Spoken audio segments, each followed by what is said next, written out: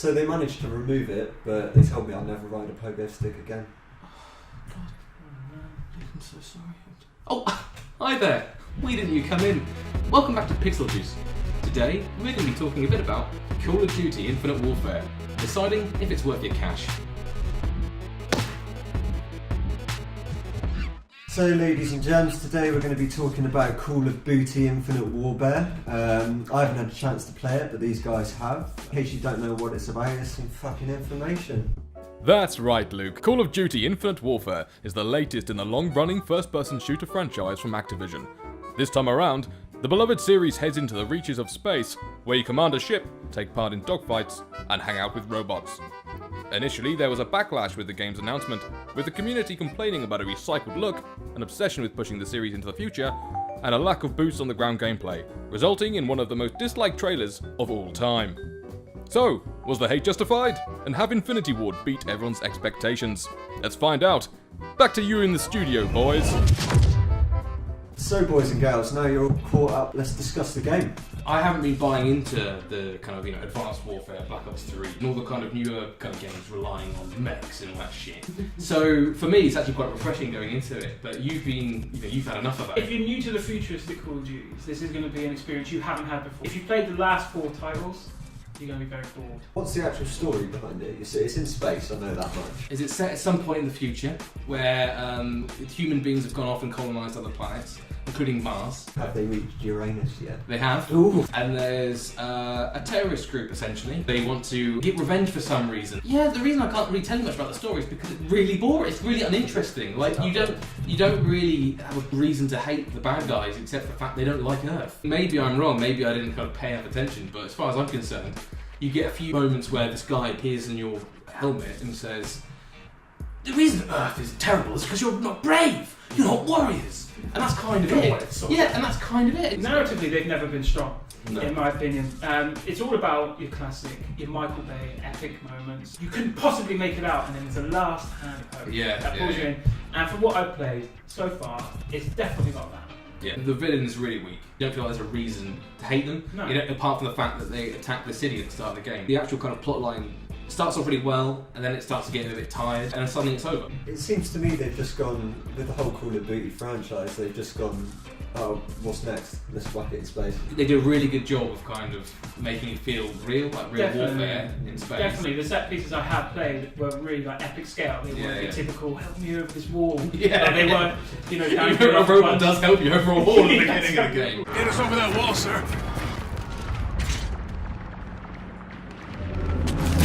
You get your captain's office where you can go and have a look at your computer, which is the most boring thing possible. And on there you get like little files about the storyline, a bit of backstory about what's going on. But fuck am I going to read that? I can't be bothered to read through the story because I don't care enough. No, there's whiteboards with information around. You can walk over. They think people are going to sit there and read all the text on there. Bullshit. But you know that the storyline and you know the universe, that self-contained universe, is going to be over in about 5 hours' time. What do you guys think of the way it looks and the aesthetics of it? With Call of Duty, it's always going to look good. Always going to look good, but that's the standard with the Call of Duty franchise. Obviously, it's a next-gen console, it's going to look better. There isn't much change. Again, you sacrifice like the upgrading graphics for your 60 FPS experience, which if they drop that, people would be in uproar about. It's always the same meathead thug that you're playing as. The guy looks the same as every other main character, pretty much. He's going to have a cigar in his mouth by the end. Yeah. Has he got a scar on his face? He does have scars, he has scars. He's got And dirt all over his face. blue eyes. Yeah, blue eyes. Typical. Yeah. He's fucking, he's classic kind of like, I'm going to do this for my country. But this time it's planet. And it's the same boring protagonist. You've got some interesting side characters. No one really plays a campaign, and they know it. That's why they don't really put any effort into it. Because I'm a cheapskate and don't want to pay for PS Plus, and I have the game on PlayStation, I don't go online. But Ben here has actually played through the multiplayer mode. What's your opinions on it? What's your verdict? It's shit. Plain and simple. The sponsors are paying us. Baldur's Gate is fantastic. It's by Activision. It's got bad language. You kids love bad language. Violence, a bit of violence in there. There's zombies. It's got everything you teens want. In all seriousness, we're definitely in a pattern of the development team are following suit. They're not innovative. People want boots on the ground Call of Duty. All the games have become just robot fests full of jumping off walls and shooting each other with plasma rifles. They're always trying to kind of make it fresh. They're always trying to add in new things, but that's partly the reason people get pissed off.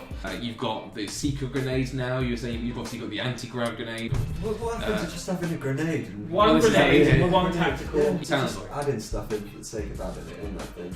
It's too random. The skill-based matchmaking is rubbish, and the maps are boring. yeah. It's zombies again.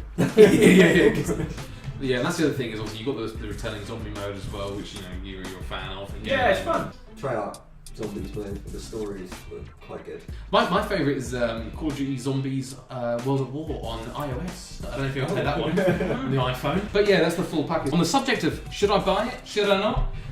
Call of Duty Infinite Warfare. Luke, how we convinced you that you should pick it up in a retailer? No, I'm not going to buy it. And Ben, I think it's probably fucking obvious what your choice is, but would you recommend that the lovely people at home, buy it? I'll just say this. Do not buy this game. Say the campaign was interesting for a few hours. Great set pieces, good graphics, good music again, and a good pacing up until about the halfway to the 3/4 way mark. Then just kind of losing steam. So I think really our official verdict is nah. Don't bother buying it. It's not a bad game necessarily. It's just not worth the money. Advanced Warfare is in the shops now for £10 at CEX. Buy it then. Okay, so that's been our view on Call of Duty Infinite Warfare. Thanks for watching. Share, like and subscribe. If you disagree with us, write in the comments down below why you enjoy playing the same game 400 times rehashed. And if you want to give us some more sweet YouTube revenue, then make sure to check out our last video. Jordan boxed a kangaroo to the death. He's still in hospital now. He may or may not be back in. Poor bastard. And with that, we'll see you next time.